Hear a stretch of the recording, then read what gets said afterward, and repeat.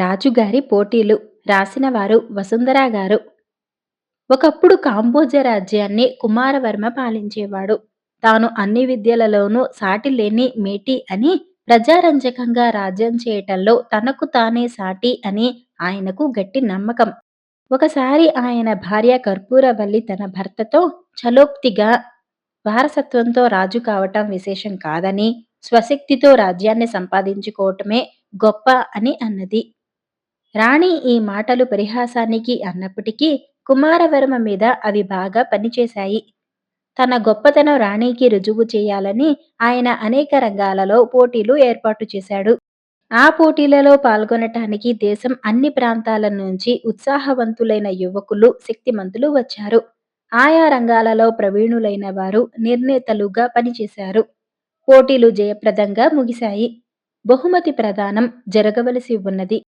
కుమారవర్మ కత్తి యుద్ధంలో ఉత్తముడుగా నిర్ణయించబడిన రామరాజు అనే అతన్ని చూపి, మన దేశంలో ఇంతకు మించిన ఖడ్గయుద్ధ నిపుణుడు లేడని తేలింది కదా అన్నాడు.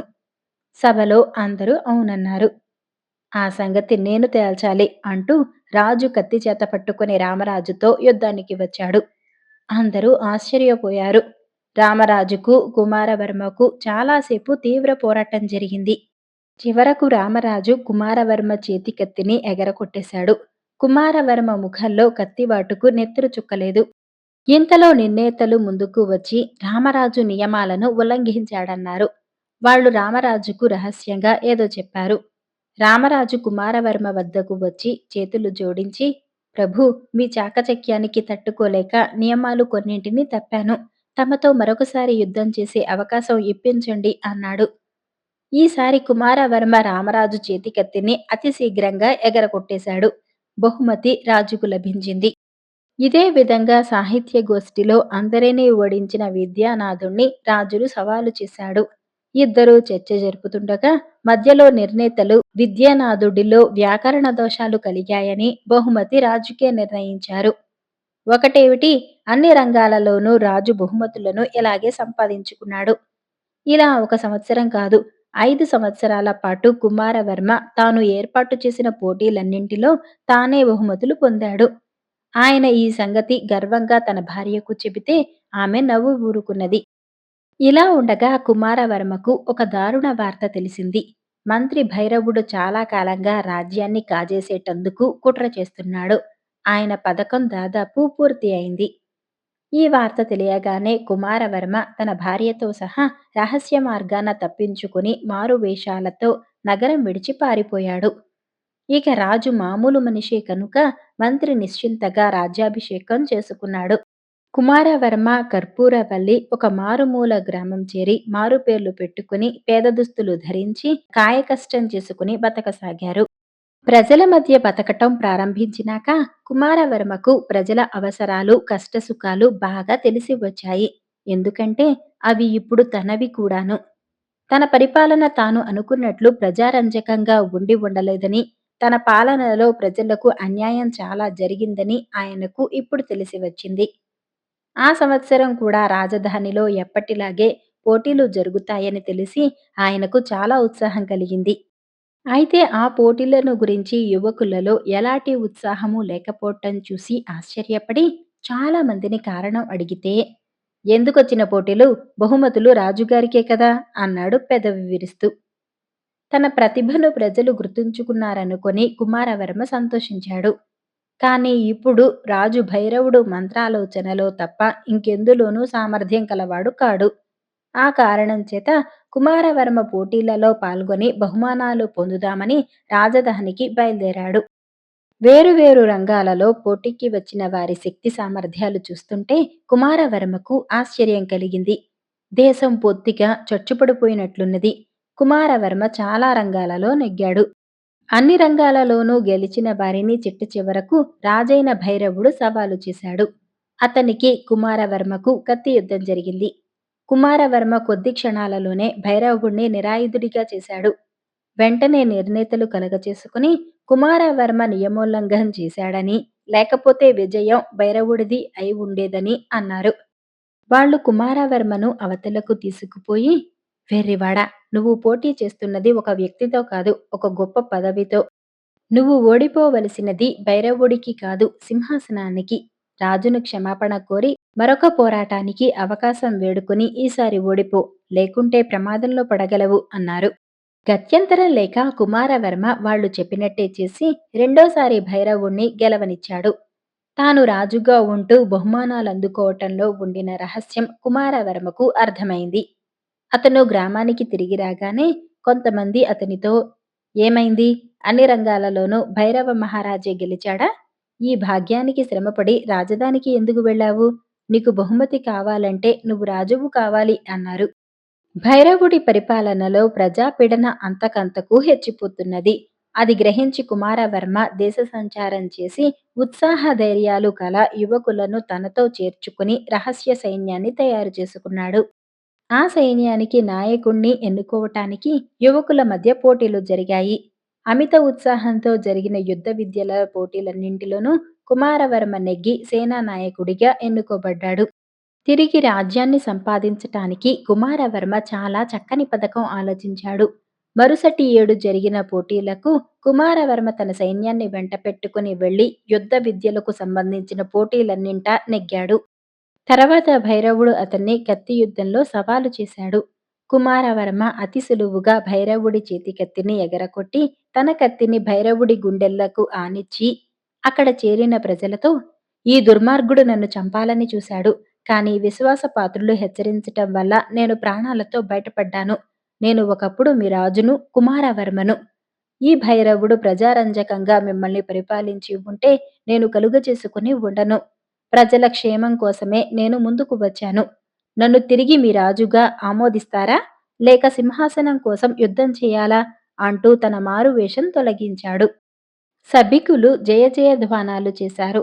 రక్తపాతం అవసరం లేకుండానే రాజ్యం తిరిగి కుమారవర్మ వశమైంది. తిరిగి రాణి అయిన కర్పూరవల్లి తన భర్తతో, మీరే కుమారవర్మ అని మీ సైన్యానికి తెలియనిచ్చి ఉంటే మీరు ఎప్పుడో రాజు అయ్యేవారు కదా అన్నది. ఈసారి రాజ్యాన్ని వారసత్వంగా కాక స్వశక్తితో సంపాదించదలిచాను. ఇప్పుడు నా శక్తిలో నాకు నమ్మకం కలిగింది కనుక నేను నిర్వహించే పోటీలలో నేను పాల్గొనే అవసరం లేదు అన్నాడు కుమారవర్మ. తర్వాత ఆయన ప్రజా జీవితం నుంచి నేర్చుకున్న అనుభవంతో ప్రజారంజకంగా పాలించాడు. ఆయన పాల్గొనటం మానటం చేత ఆయన నిర్వహించే పోటీలు నిజమైన శక్తి సామర్థ్యాలు గలవాళ్లను ఆకర్షించాయి. దైవాధీన జీవితం రాసిన వారు ఎంవివి సత్యనారాయణ గారు. మధురాపురంలో గోపయ్య అనే యువకుడు గాలికి తిరుగుతుండేవాడు.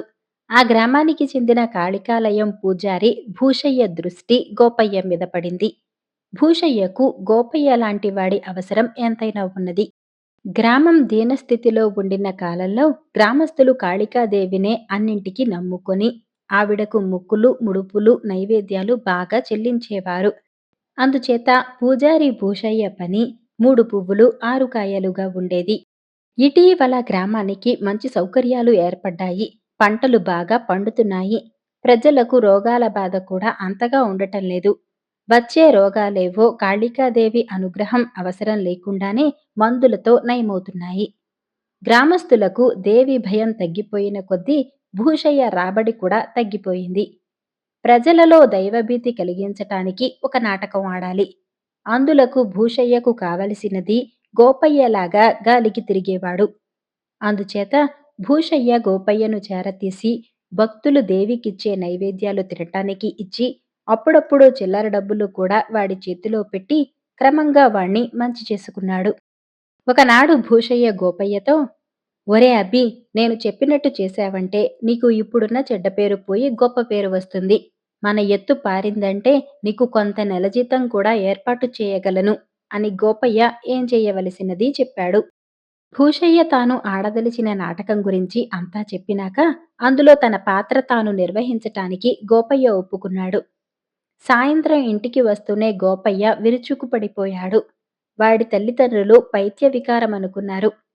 వెధవ తిరుగుళ్ళు తిరుగుతున్నందుకు కొట్టబోయిన తండ్రికి గోపయ్య ఎదురు తిరిగి, మింగేస్తాన్రోయ్ అని పెడబొబ్బలు పెట్టాడు. దారైపోతూ వింత చూడటానికి మూగినవాళ్లు, ఈ అబ్బాయికి పూనకం అన్నారు. పిలిచినట్టుగా పూజారి భూషయ్య వేప కొమ్మలతో పరుగు పరుగున అక్కడికి వచ్చి, ఎవరు తల్లి నువ్వు అని అడిగాడు. గోపయ్య పూజారి జుట్టు పట్టుకొని ఊపి ఒక్క తోపు తోసి, "సుంట, నన్నే గుర్తుపట్టలేదట్రా" అన్నాడు. కింద పడిన పూజారి సాష్టాంగపడి, "తల్లీ, నువ్వా? రక్షించు. కాళీమాత అపచారం జరిగింది, రక్షించు తల్లీ" అన్నాడు. "మింగేస్తాన్రోయ్, ఊరు వల్లకాడు చేస్తాన్రోయ్, ఆహారం" అన్నాడు గోపయ్య. "ఆహారం ఇచ్చుకుంటాను తల్లీ, శాంతించు" అన్నాడు పూజారి భూషయ్య. తర్వాత గోపయ్యకు స్పృహ తప్పినట్టు కనపడింది. మొహాన నీళ్లు చల్లినాక వాడు నిద్రలేచినట్టు లేచాడు.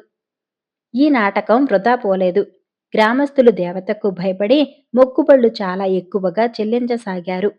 భూషయ్య పని బాగయింది. దేవత పూనినాక గోపయ్యను గ్రామంలో వాళ్ళు గౌరవంగా చూడసాగారు. వాడు రోజూ సాయంకాలం పూట అంతా దేవాలయంలోనే ఉండి భూషయ్య ఇచ్చినవి తెచ్చి ఇంట్లో ఇచ్చేవాడు. అందుచేత వాడికి ఇంట్లో కూడా గౌరవం పెరిగింది. దేవత మీద భక్తి విశ్వాసాలు పెరిగిన మీదట గ్రామస్తులు అన్నింటికీ ఆ దేవినే నమ్ముకోసాగారు. దాదాపు అందరూ కాళికాలయానికి రోజూ వెళ్లి దేవికి దండం పెట్టుకుని వచ్చేవాళ్ళు. ఈ మార్పు గోపయ్యకు నచ్చలేదు.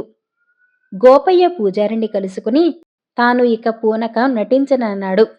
పూజారి ఇంకా హెచ్చు డబ్బులిస్తానన్నాడు కాని గోపయ్య ససేమిరా అన్నాడు. భూషయ్య గొంతులో పచ్చివెలగ కాయపడింది.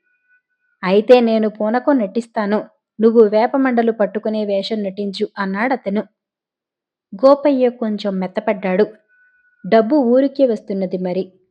అయినా ఈ నాటకం ఇలా ఆడుతూ పోయినందువల్ల తన ఇంట్లో వాళ్లకు దైవాధీనం జబ్బు మరీ ఎక్కువైతే ఈ నాటకం సంగతి తన ఇంట్లో వాళ్లకు చెప్పటానికి కూడా వాడు నిశ్చయించుకున్నాడు.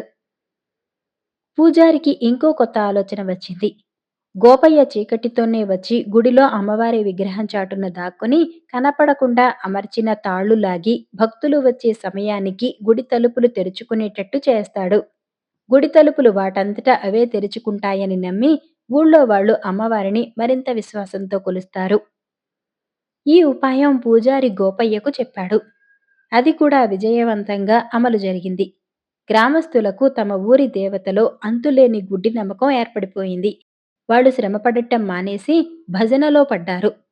గ్రామం నాశనమైపోతున్నదని గోపయ్య గ్రహించాడు. వాడికి పూజారి మీద పట్టరాని కోపము, తన మీద తనకే భరించరాని అసహ్యము కలిగాయి. ఆ మర్నాడు దేవాలయం తలుపులు వాటంతటా అవి తెరుచుకోలేదు. భక్తులు మళ్ళీ ఏం ముంచుకొచ్చిందోనని భయభ్రాంతులయ్యారు. సంగతి తెలియగానే పూజారి తన మనసులో గోపయ్యను తిట్టుకున్నాడు. గోపయ్య బారెడు పొద్దెక్కి వేపమండలతో సహా వచ్చాడు. ఏదో పొరపాటు జరిగిందని, అది సర్దుబాటు చేయటానికి గోపయ్య వేపమండలతో సహా వచ్చాడని అనుకుని పూజారి వెంటనే పూనకం తెచ్చుకుని, "చంపేస్తాన్రోయ్, పంట అంతా నాకు నైవేద్యం పెట్టండ్రోయ్" అంటూ అరవసాగాడు. గోపయ్య వేపమండలతో పూజారిని దువ్వసాగాడు. వేపమండల మధ్య దూలగొండి మొక్కలున్నాయి. పూజారికి భరించరాని దురదలు ఆరంభమయ్యి ఇంకా అరిచాడు.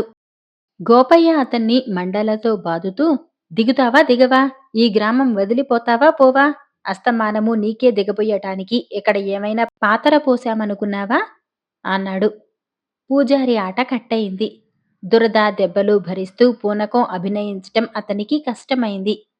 "పోతాను పోతాను" అంటూ పూజారి నిజంగానే స్పృహ తప్పిపోయాడు. గోపయ్య భక్తులతో, "దేవి గ్రామం దాటిపోయింది. ఈ పాటికి పొలిమేర దాటి ఉంటుంది. మన పనులు మనం చేసుకున్నంత కాలము ఆమె మన జోలికి రాదు" అన్నాడు. గుడి పాడుపడటానికి, గ్రామం బాగుపడటానికి ఎంతో కాలం పట్టలేదు. పూజారి వ్యవసాయంలోకి దిగాడు. గాలికి తిరిగిన గోపయ్య అమ్మవారిని హడలగొట్టినవాడుగా పేరు తెచ్చుకున్నాడు. కోడిగుడ్ల వ్యాపారం. రాసినవారు ఏసి సర్కార్ గారు. గీతాపురం కోడిగుడ్లకు ఎంతో ప్రసిద్ధి. ఆ గ్రామంలో చాలామంది రైతులు వ్యవసాయంతో పాటు కోళ్ల పెంపకం కూడా చేసి అదనంగా రాబడి సంపాదించేవారు. గుడ్లు పెద్దవిగాను రుచిగాను ఉండి మంచి రాబడినిచ్చేవి. అయితే ఆకస్మికంగా కోళ్లు అధిక సంఖ్యలో చావటం ఆరంభమై త్వరలోనే గ్రామంలో ఒక్క కోడి కూడా లేకుండా పోయింది. దీనానాథ్ అనేవాడి పెంపకంలో ఉన్న 500 కోళ్లలో ఒక్కటి దక్కలేదు. ఇదేదో గాలి చేష్ట. మన కోళ్లను పిశాచాలు పట్టుకుపోయాయి. ఆ పిశాచాలను మారణహోమం చేస్తేనే కాని మన కోళ్లు బతకవు. లేకపోతే మన కోళ్ల గతే మనకు పడుతుంది అన్నాడు దీనానాథ్. ఈ మాట మిగిలిన రైతులకు సబబుగా దోచింది. పక్క గ్రామంలో ఒక భూత వైద్యుడున్నాడు. అందరూ కలిసి చందాలు వేసుకుని ఆ భూత వైద్యుణ్ణి పిలిపించి పిశాచాల బెడద వదిలించుకోవటానికి నిర్ణయం జరిగింది. ఒక శనివారం సాయంత్రం భూత వైద్యుడు తన శిష్యులతో సహా వచ్చి పిశాచాలను వదలకొట్టే తంతు అంతా జరిపి గ్రామస్తులు పెట్టిన భోజనం దండిగా మెక్కి డబ్బు కూడా దండిగానే పుచ్చుకుని ఇక మీకు పిశాచాల పీడ ఉండదు అని వెళ్ళిపోయాడు. ఇక భయం లేదనుకుని గ్రామంలోని రైతులు మళ్లీ కోళ్లు కొని కోడిగుడ్ల వ్యాపారం తిరిగి ప్రారంభించారు. కానీ వారం తిరిగే లోపల రోగాలతో కోళ్లన్నీ చచ్చాయి. ఎందుకొచ్చిన కోళ్ల వ్యాపారంరా, మన వ్యవసాయమేదో మనం చేసుకుందాం, మనకేదో తిరుగులేని శాపం తగిలింది అన్నాడు దీనానాథ్ మిగిలిన రైతులతో. ఆ విధంగా గీతాపురపు కోడిగుడ్లు మచ్చుకైనా కనిపించకుండా పోయాయి. రైతులు తమ విశ్రాంతి కాలంలో గోళ్లు గిల్లుకుంటూ కూర్చున్నారు. గీతాపురానికి చెందిన ఒక భూస్వామి కొడుకు శంకర్ సెలవులకు ఇంటికి వచ్చాడు. కిందటిసారి అతను ఇంటికి వచ్చినప్పుడు ఏ పూట గుడ్డు లేకుండా భోజనం చేయలేదు. ఈసారి 3 రోజులు గడిచినా అతని భోజనంలో కోడిగుడ్డు ఏ రూపంలోనూ ప్రత్యక్షం కాలేదు. అతను వాళ్ళ అమ్మనడిగితే శాపం తగిలి పిశాచాలు ఆవహించి కోళ్లన్నీ చచ్చాయని చెప్పింది. కోడిగుడ్ల వ్యాపారంలో గ్రామంలోని రైతులకు ఎంతగా లాభించినది శంకర్ ఎరుగును. అతను గ్రామంలో ఎలాగైనా కోడిగుడ్ల వ్యాపారం పునఃప్రతిష్ఠ చేయాలనుకున్నాడు. అసలే దేశంలో ఆహార కొరత చాలా హెచ్చుగా ఉన్నది. మాంసకృతుల మాట చెప్పనే అవసరం లేదు. అందుచేత ఆహారోత్పత్తి మందగించనీయరాదు. మర్నాడు ఉదయమే శంకర్ దీనానాథి ఇంటికి వెళ్లి కోళ్లు ఏదో అంటువ్యాధి సోకి చచ్చాయి కాని శాపాలు పిశాచాలు ఏమీ కాదని అతనికి నచ్చచెప్పటానికి ఎంతగానో ప్రయత్నించాడు. కాని రైతుల మూఢ విశ్వాసాలు నమ్మకాలు ఒకంతట వదిలేవి కావు. బస్తీలో ఉంటూ తాను నేర్చుకున్న ఇంద్రజాలం ప్రయోగించి ప్రజల మూఢ విశ్వాసాన్ని జయించాలని శంకర్ నిశ్చయించాడు. అతను గ్రామస్తులతో, నేను ఎక్కువ కాలం పట్నంలో ఉంటాను కదా, అక్కడ దేవాలయాలలో గొప్ప బైరాగులు సిద్ధులు ఉంటారు. మా నాన్న ఊరి విశేషాలు రాస్తూ మీకు జరిగిన అన్యాయం గురించి కూడా నాకు రాశాడు. అప్పుడు నేనొక సిద్ధుడి వద్దకు వెళ్ళి ఆయన దర్శనం చేసుకుని విషయమంతా చెప్పాను. ఆయన పేరు గంభీరానంద మహారాజు. ఆయన నాకు ఒక తాయెత్తు ప్రసాదించి కోడిగుడ్ల మీద దానికి అద్భుతమైన ప్రభావం ఉంటుందని చెప్పాడు. దాని ప్రభావం మీరు కూడా చూడవచ్చు. మీకు నమ్మకం కలగటానికి నేనే కోళ్ల వ్యాపారం ప్రారంభించి శాపాన్ని ఎలా తప్పించుకోవచ్చునో చూపుతాను. తాయెత్తు ప్రభావం ఎప్పుడు చూపమంటారు అన్నాడు. రేపు మధ్యాహ్నం దాటినాక ఇక్కడే మా ఇంట్లోనే చూపించు, చూడటానికి రైతులందర్నీ పిలుస్తాను అన్నాడు దీనానాథ్. మర్నాడు అపర్నాహం శంకర్ దీనానాథ్ ఇంటికి వెళ్ళాడు. అక్కడ చాలామంది గ్రామస్తులు చేరి ఉన్నారు. శంకర్ తన జేబు నుంచి ఒక రాగి రేకు తాయెత్తు తీసి ఎత్తుపీట మీద ఉంచాడు. తర్వాత అతను ఇంకో జేబు నుంచి చేతి రుమాలు తీసి ఎడమ అరచేతి మీద పరిచి కుడి చేత్తో జేబు నుంచి ఒక కోడిగుడ్డు తీసి ఎడమ అరచేతిలో ఉంచి దాన్ని చేతి రుమాలులో కప్పాడు. తర్వాత అతను తాయెత్తు తీసుకుని దాన్ని కుడి చేత్తో చేతి రుమాలు లోపల ప్రవేశపెట్టి దాంతో ఏదో చేసి తిరిగి తాయెత్తును బయటకు తీశాడు. అతను కొద్ది క్షణాలు ఆగి చేతి రుమాలు కొసలు తొలగించాడు.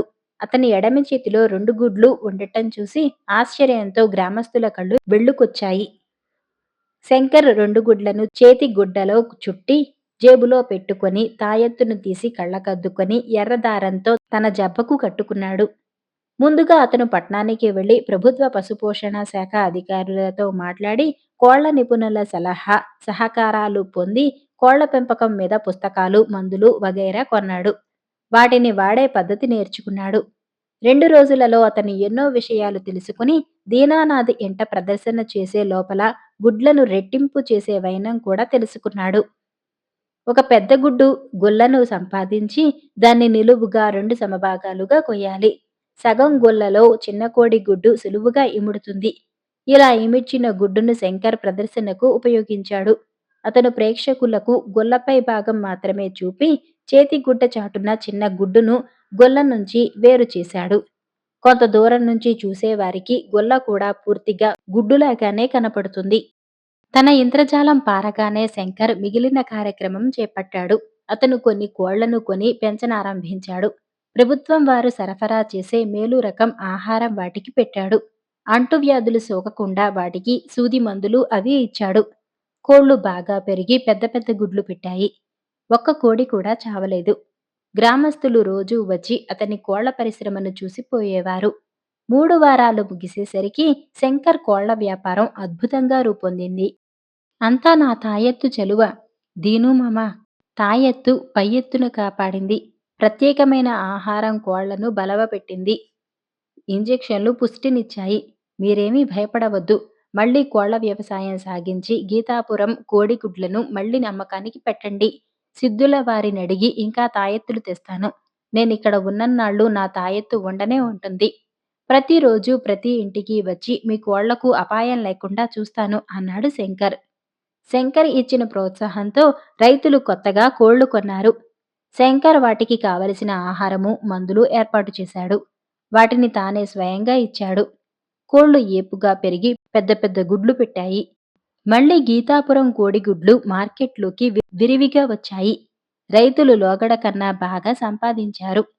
తర్వాత శంకర్ పశుపోషణలో ప్రత్యేక శిక్షణ పొంది తన గ్రామానికి తిరిగి వచ్చి అక్కడ ఉండే కోళ్ల వ్యవసాయాన్ని కనిపెట్టి ఉన్నాడు. బేతాళ కథలు రాచకొలువు. పట్టువదలని విక్రమార్కుడు చెట్టు వద్దకు తిరిగి వెళ్లి చెట్టుపై నుంచి శవాన్ని దించి భుజాన వేసుకుని ఎప్పటిలాగే మౌనంగా శ్మశానంకేసి నడవసాగాడు. అప్పుడు శవంలోని బేతాళుడు, రాజా, నువ్వు నీ ప్రయత్నంలో నెగ్గిన పక్షంలో ఫలితాన్ని వదులుకోకు.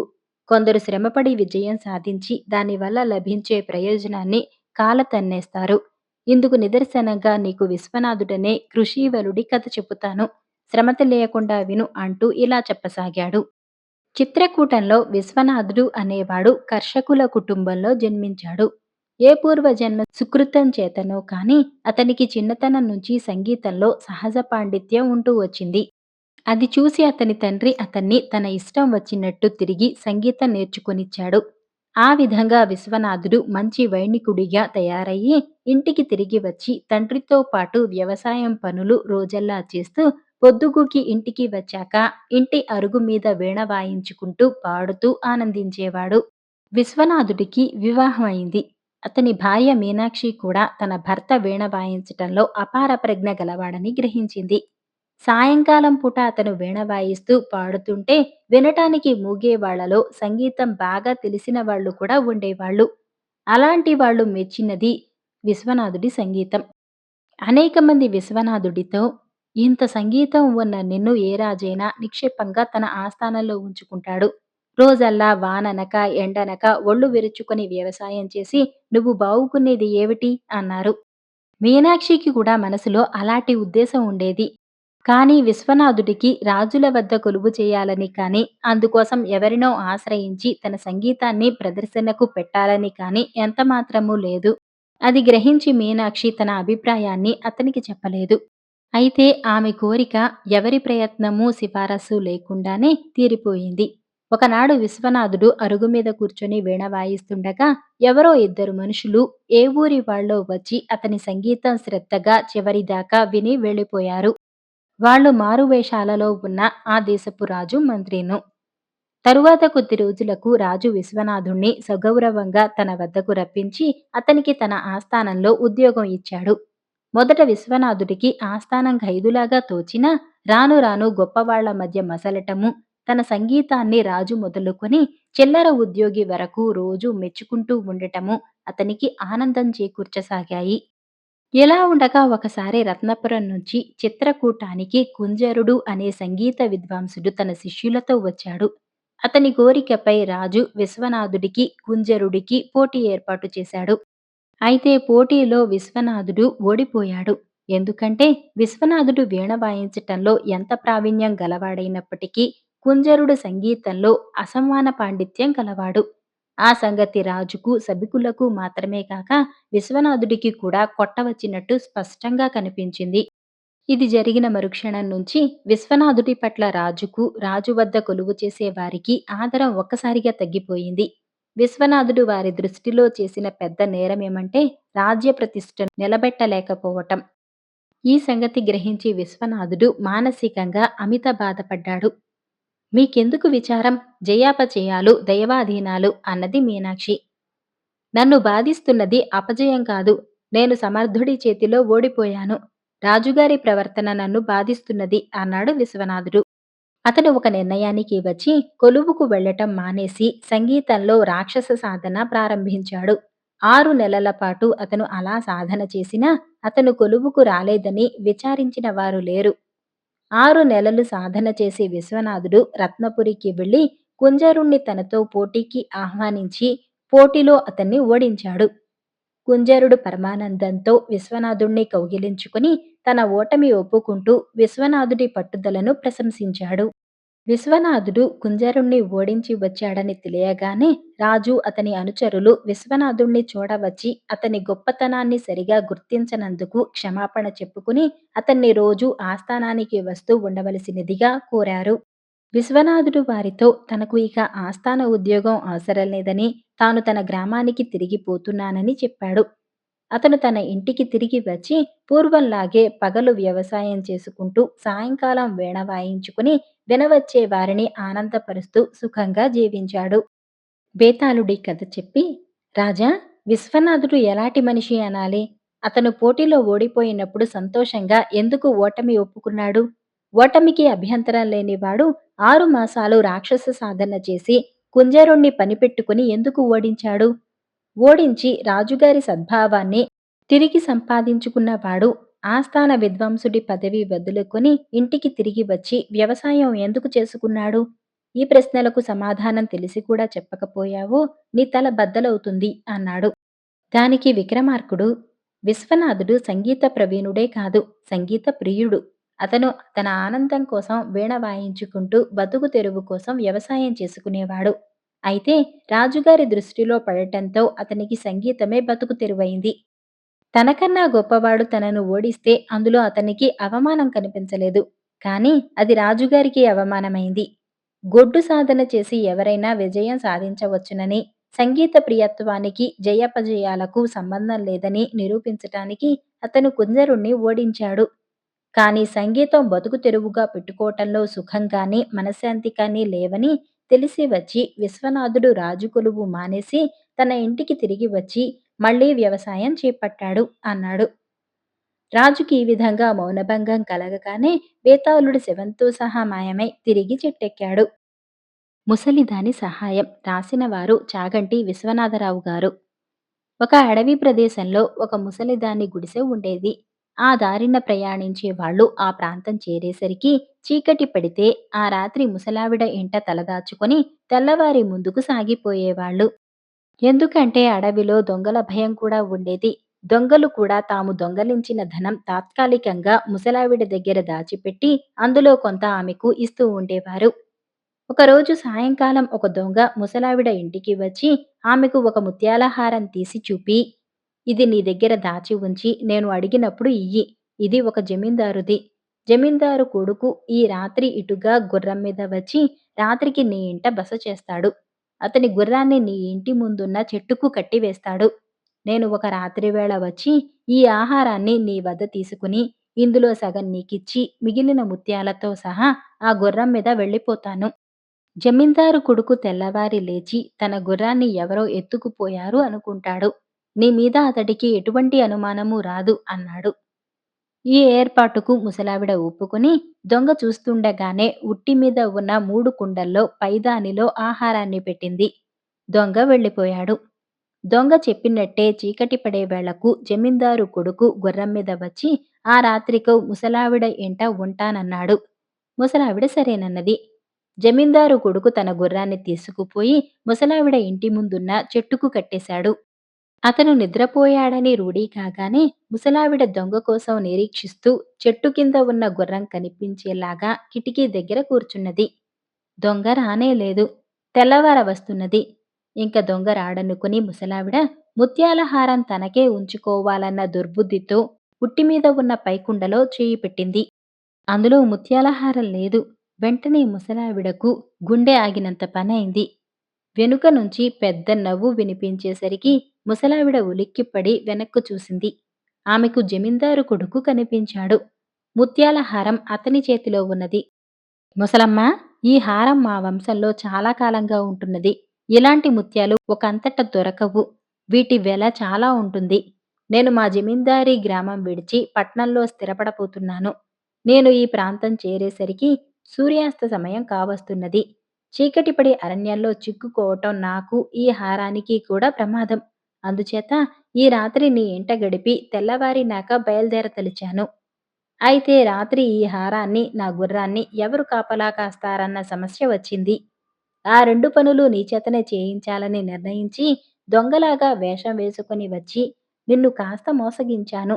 నాకు ఈ పాటి సహాయం చేసినందుకు బహుమానం పుచ్చుకో అని జమీందారు కొడుకు ఆమెకు కొంత డబ్బిచ్చి గుర్రం ఎక్కి వెళ్ళిపోయాడు.